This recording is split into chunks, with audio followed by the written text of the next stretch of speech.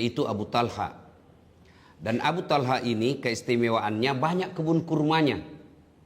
Tapi salah satu kebun kurma yang paling disenangi beliau namanya Birha. Kebun kurmanya ini disenangi dan paling dicintai kebun kurma namanya Birha. Kebunnya kan setiap kebunnya dikasih nama. Jadi itulah menggugurkan yang mengatakan apa arti sebuah nama. Nabi dan para sahabat, Nabi tongkatnya ada namanya, ontanya ada namanya. Bahkan kita akhir sampai sekarang ini, Makkah itu Ka'bah itu pun ada pembungkus dan dikasih nama itu pembungkusnya. Kiswah namanya. Kalau kita kan selalu bilang apa arti sebuah nama. Sahabat Abu Talha kebunnya pun dia kasih nama. Birha namanya. Kenapa disenangi ini? Karena pas di depan masjidnya Nabi. Dan Nabi setiap selesai sholat pasti masuk ke kebun kurma itu untuk meminum airnya ini dan makan memetik buah kurma.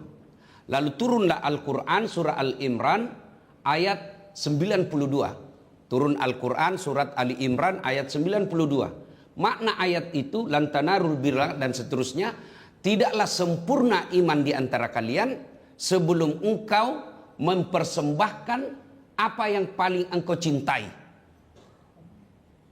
Jadi kalau bahasa kasar, bahasa gampangnya di Makassar, belum pak kau beriman kalau kau belum kasih orang yang kau paling suka. Sampailah ayat ini di telinganya Abu Talha. Lalu dia ambil kebunnya itu dan dia kira-kira kalau kita sekarang bawakan sertifikatnya Nabi. Tapi jangkit lagi bayangkan bilang ada sertifikat waktu itu. Ini supaya gampang kita paham. Ya Rasulullah, saya persembahkan ini kebunku yang paling saya cintai. Fisabilillah. Lalu Nabi bilang, ini kan kebun kesayanganmu. Nabi bilang, cocok nih. Ada ayat ini 92. Lalu Nabi tersenyum dan berkata, bagikan kepada keluarga-keluargamu. Bagikan kepada sanak saudaramu yang miskin di antara mereka. Ayo, pelajaran pertama. Bersedekah itu diprioritaskan, diutamakan, dan ada tata aturannya. Kalau Bapak Ibu mau bersedekah, itu dianjurkan rumah dulu diperbaiki. Jangan sampai kita bersedekah, orang lain kita kasih, istri tak kodon di rumah, sengsara. Maka penting istri kasih memang dulu baju yang bagus, tempat tidur yang baik. Anak-anak kita penuhi kebutuhannya, terutama istri. Karena kalau istri ngamuk pak, kacau rimba persilatan. Ada dua penyebab perempuan cerewet di rumah.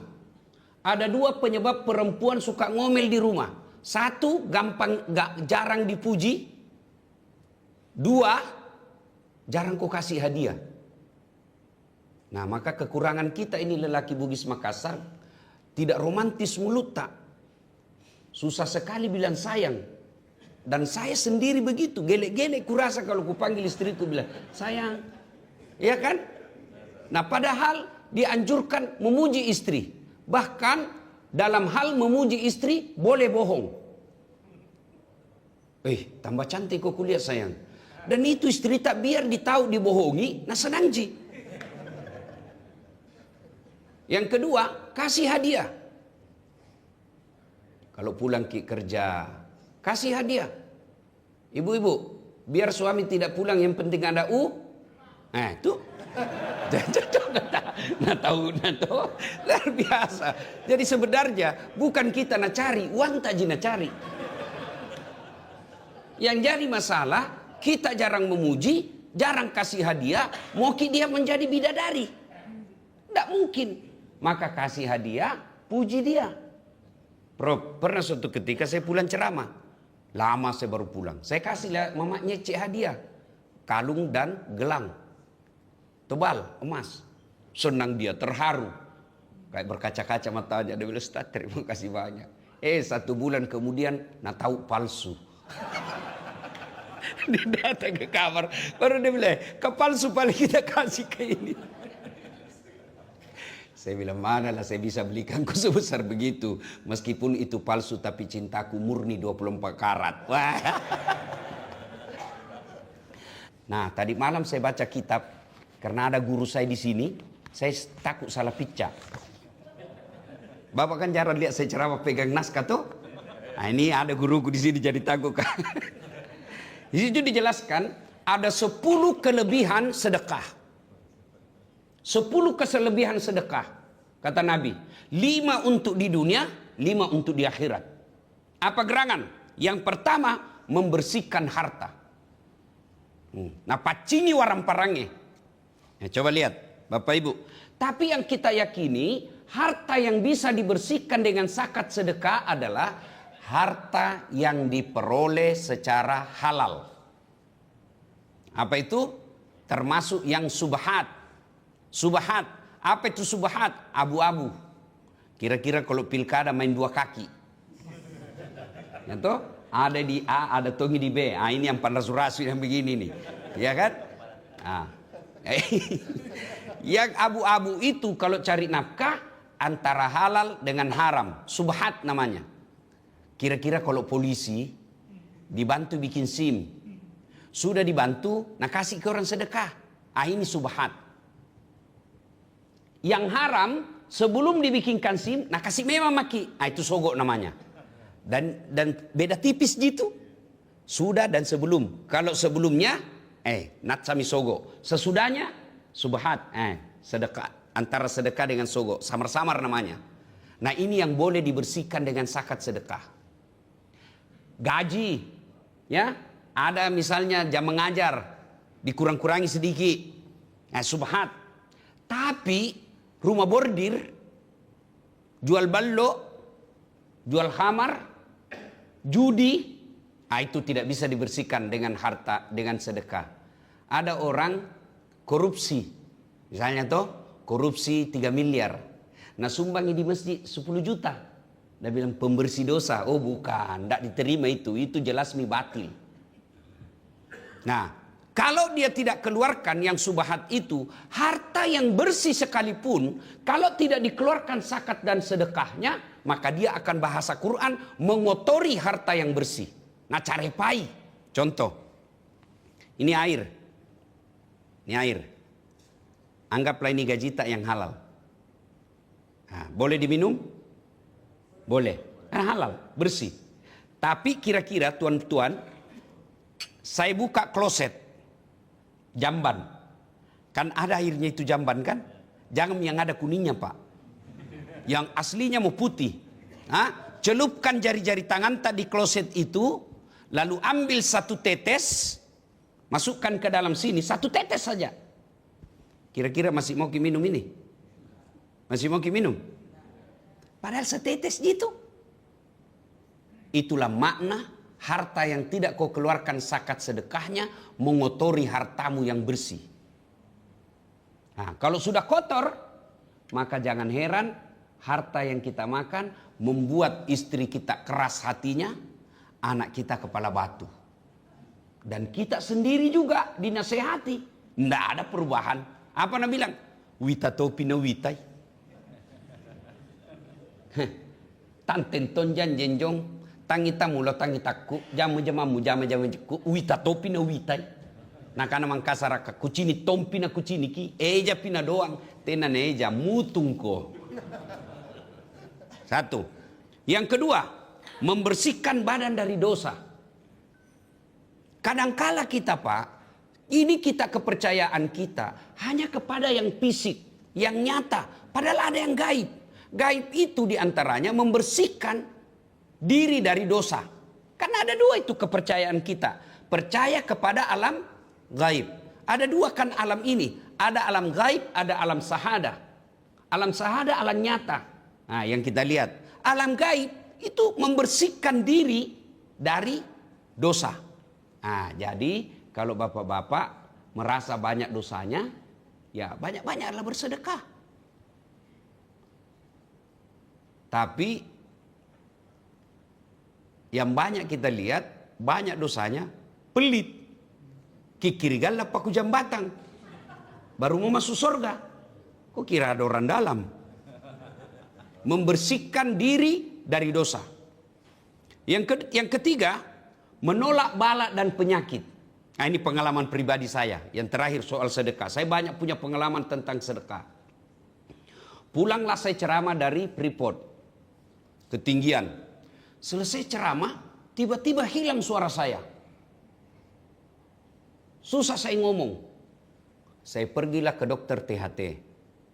Kasih masuk alat cek kepake kamera. Diagnosa dokternya berkata, waduh Ustadz, berat ini penyakit tak. Pita suara tak sarafnya rusak. Stres saya Pak. Sama tom pemain bola rusak kakinya. Ya toh? Kalau penceramah rusak tangannya Pak, Anda jadi cemas. Penceramah rusak kakinya masih bisa ceramah. Tapi penceramah rusak pita suaranya, pacem nih. Saya bilang sama anggotaku, Dek, kamu pergi cari orang yang bisa kita bantu. Kita sedekah. Temukanlah yang Bapak lihat di IG saya itu, ada di Tanjung, yang sempat viral di medsos Makassar. Ada ibu-ibu, sendiri dia tinggal, buta kasihan, dan rumahnya gubuk-gubuk. Saya bilang kita ke sana. Bawalah saya ke sana, bawakan sembako. Kemudian saya niatkan untuk sembuh mata saya, pita suara saya, dan operasi, kasih dia operasi. Yang kedua, saya bilang cari lagi yang bisa kita bantu. Cari lagi, dapat di Tinumbu. Rumah yang tidak layak huni. Itu juga ada di IG saya sebar. Rumah layak huni, tidak layak huni. Kita bedah rumah, selesai rumahnya. Begitu saya pergi Singapura, jadi Bapak masih ingat kira-kira itu pernah saya sakit 6 bulan. Tidak ada itu kejadian yang tidak ada hikmahnya. Apa hikmahnya setelah saya sakit begitu? Ada orang kaya bilang sama saya, kau mau berobat kemana saja, gratis, saya yang tanggung A sampai Z. Nah itu hikmahnya. Tiap 3 bulan saya pergi cek, gratis dibayarkan semua. Nah saya masuk, diperiksa sama dokter. Dokter Mon Elizabeth Singapura. Begitu dia periksa, kau asam lambung ini. Bagaimana ceritanya asam lambung dengan leher parau suara? Nah jauh itu lambung dengan leher. Nah bilang ya cocok nih kalau kau duduk. Tapi kalau kau tidur, lehermu sejajar dengan lambungmu. Itu asamnya lah itu merusak naik dan membuat peradangan di tenggorokanmu. Kalau pita suara, nah kasih lihat Pak itu videonya. Nah bilang kalau pita suara normal begini. Nah ini kamu begini Ji. Kalau rusak mi begini, tidak ketemui. Wah hebat na dokter na orang Pak. Banyak tonji hebat kita di Indonesia. Banyak tonji itu. Nah langsung saya syukur. Dia kasih ke obat. 2 hari sembuh Pak. Subhanallah. Dengan izin Allah. Maka Bapak Ibu kalau ada kita di sini capek maki ke dokter. Coba deh terapi sedekah. Yang jadi masalah, tidak mau ke dokter, tidak mau berdoa, tidak pelit juga, mau sembuh. Nah bilang orang Bugis, elo Andre teco. Itu ya. Yang keempat, membahagiakan orang Muslim. Nah saya masuk tadi di sini Pak. Begitu saya injak karpet, saya bilang sama Pak Aru. Pak Aru bahkan bisik saya, dia bilang, sudah cocok ini citra lendengan masjid seperti ini. Alhamdulillah. Dan saya yakin masjid cantik begini, kita enakan di dalam. Dan siapa yang bahagia? Orang Muslim. Berarti orang yang bersedekah di sini, di masjid ini, membahagiakan orang yang datang berjamaah. Itulah kehebatan sedekah. Baru masjid. Belum lagi kita memberikan sedekah secara pribadi. Yang tadinya, Bapak kalau mau lihat hebatnya itu, kekuatan sedekah, kasih orang Pak yang susah, dan begitu dia senyum Pak, hebatnya lebih bahagia orang yang bersedekah daripada orang yang menerima. Itulah kekuatan sedekah, membahagiakan orang Muslim. Dan tidakkah Nabi mengatakan, siapa yang membahagiakan umatku, maka aku akan bersama dia di akhirat kelak. Nah, yang kelima, berkah harta, luas rezekinya. Berkah hartanya, luas rezekinya. Biar banyak kalau tidak berkah, tidak ada gunanya. Dan Bapak tahu ciri-ciri harta yang berkah. Biasa orang bilang, dek nasugi ya roh. Tapi ya kau sumbangan, kasih senang. Tidak kaya itu orang, tapi kalau ada sumbangan pasti ada di situ. Ada bangun masjid, ada saya sebut namanya, mana mau semenjis dua sa. Itu yang kaya. Banyak, nah tapi tidak pernah didengar namanya. Dan itu enaknya orang miskin, Pak. Enaknya itu jadi orang miskin. Lebih berpeluang masuk surga daripada orang kaya. Kenapa? Kalau kita orang miskin, Pak, tidak banyak pertanyaan nanti di akhirat. Kan itu kata Nabi, tidak bergerak kaki seseorang dari padang mahsyar sebelum ditanya 4 perkara. Dan soal harta, Pak, dari 4 ini ada 2 pertanyaannya.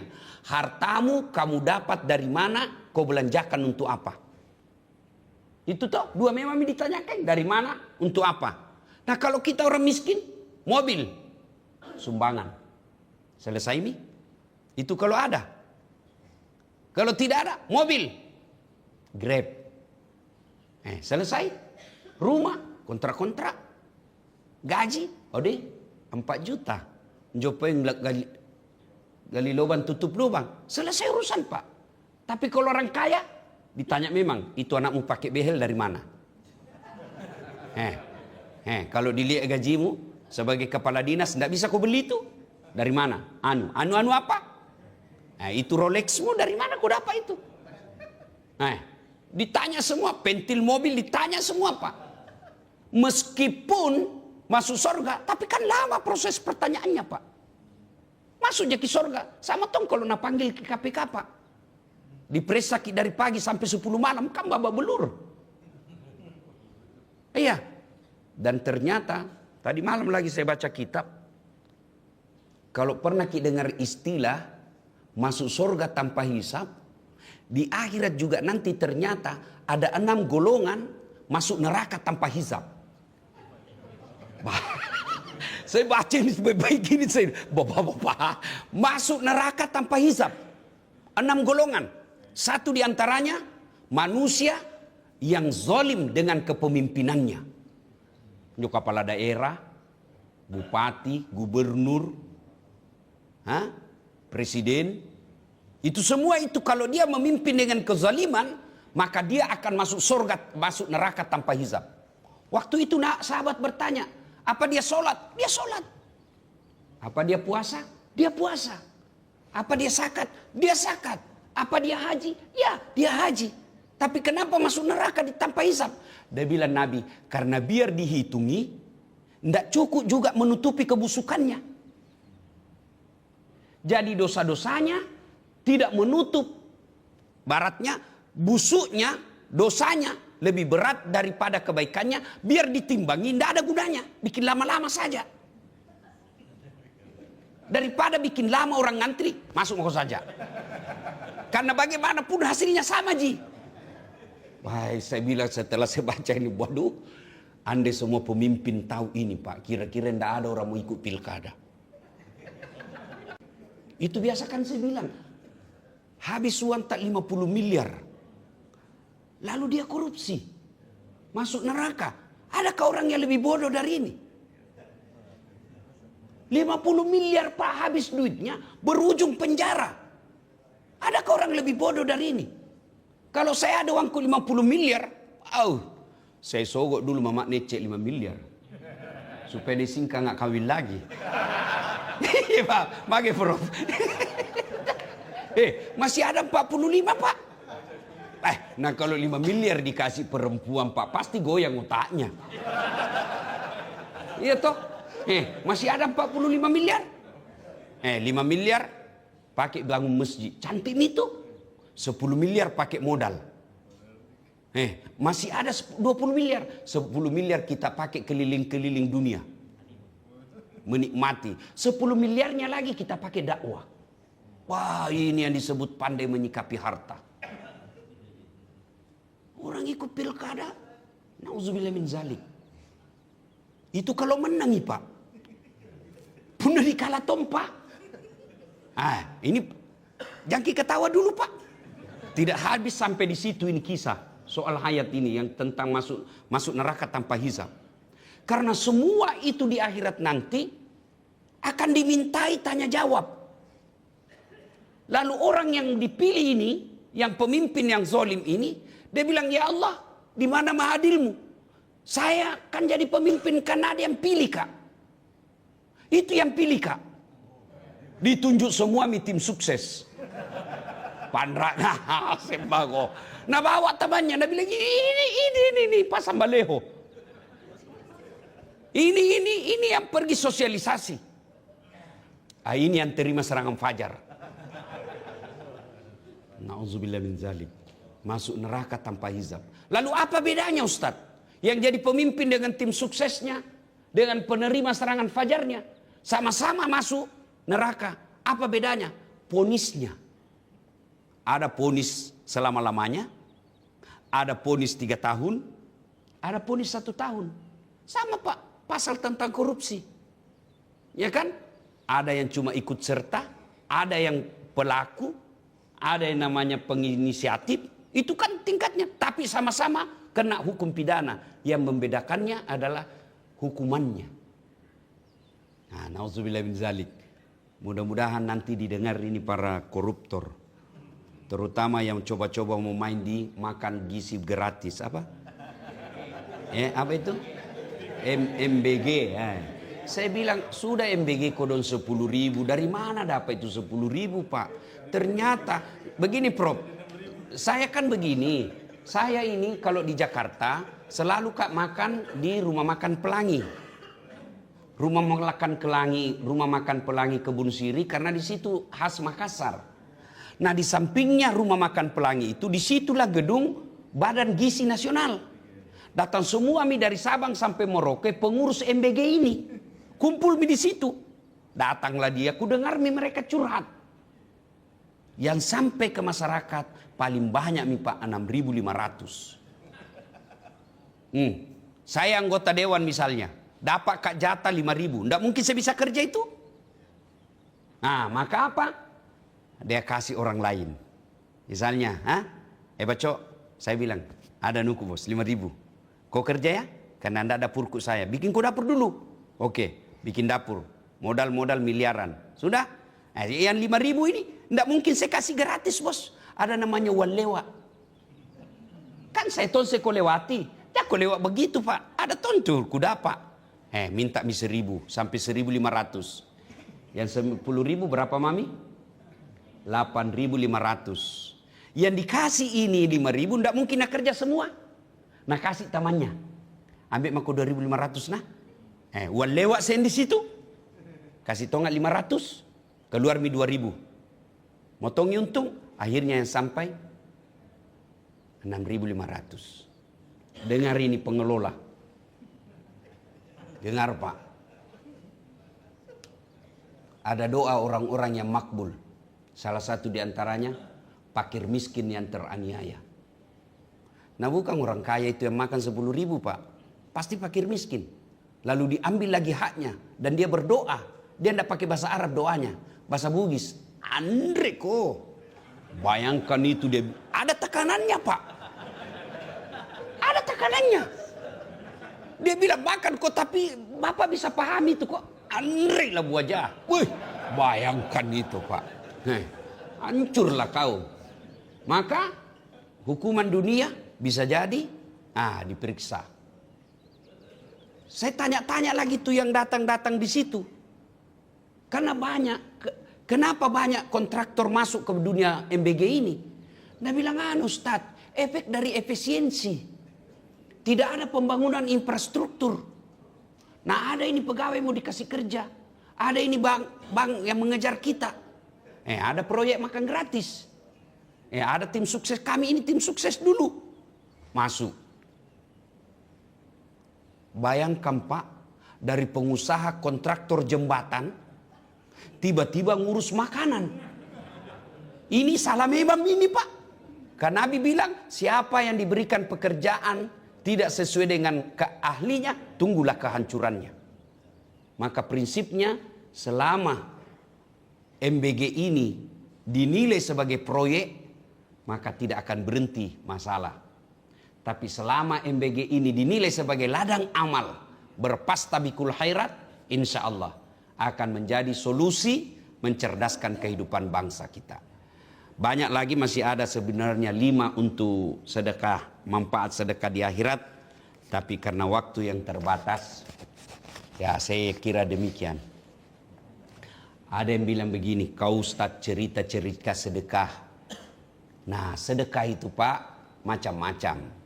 Orang kaya sedekahnya dengan harta. Dosen seperti Prof. Hamdan sedekahnya adalah ilmu. Ustadz sedekahnya adalah ilmu. Ya, jangkit lagi bilang, ini kan zamannya ini yang nyata sumbangannya. Jangan juga begitu, nyata juga itu sumbangan ilmu. Ya, dia bilang harus yang nyata dong, bangun jembatan. Iya, bangun jembatan bagi kontraktor. Iya kan? Bagi ustadz ngajarkan fikih. Masing-masing ada sedekahnya. Kalau kita mau semua nyata, suruh pale itu ustadz pergi urus kontraktor. Jembatan, baru itu kontraktor kau suruh ceramah subuh. Kan ada tom biasa petotuai itu tuh. Nah, sedekah. Ya, bagi penjabat sedekahnya adalah jabatannya. Bagi anggota DPR sedekahnya adalah ngomong. Maka ngomong ketika di orang demo, saya heran juga kadangkala orang datang demo kan menyampaikan aspirasi, dan kalian yang menerima aspirasi di DPR itu ada gedung namanya ruang apa Pak Aru namanya? Ruang aspirasi. Di situ orang menerima. Ini masalahnya datang orang demo lari sama anggota DPR. Mestinya kamu ngomong soal sudah ngomong atau tidak. So, kalau sudah ngomong lanjutkan atau tidak ada solusi, jelas kita ngomong. Sudah ngomong. Kalau kau tidak ngomong anggota DPR, anak STMK pikir bawa bambu. Di Bapak saudara-saudara sekalian, kita bukan pengusaha, bukan pemimpin, bukan ilmuwan. Apa yang disedekahkan? Jangan putus asa. Islam itu, Allah itu maha penyayang. Sedekahlah dengan apa? Senyum. Tidakkah kata Nabi, senyum adalah sedekah. Bayangkan, apa makna dari hadis itu? Jadilah rahmatan lil alamin. Kalau kita tidak bisa bersedekah di masjid, sedekah duit, sedekahlah dengan datang bermusyawarah. Tidak bisa sedekah musyawarah, kita juga otak tatu buntu-buntu, sedekahlah dengan tenaga. Tidak bisa juga itu, sedekahlah dengan datang berjamaah. Kalau ada duit, ada kita punya duit, sedekahlah dengan bawa nasi bungkus. Tidak ada semuanya itu, diam. Jangan banyak bicara.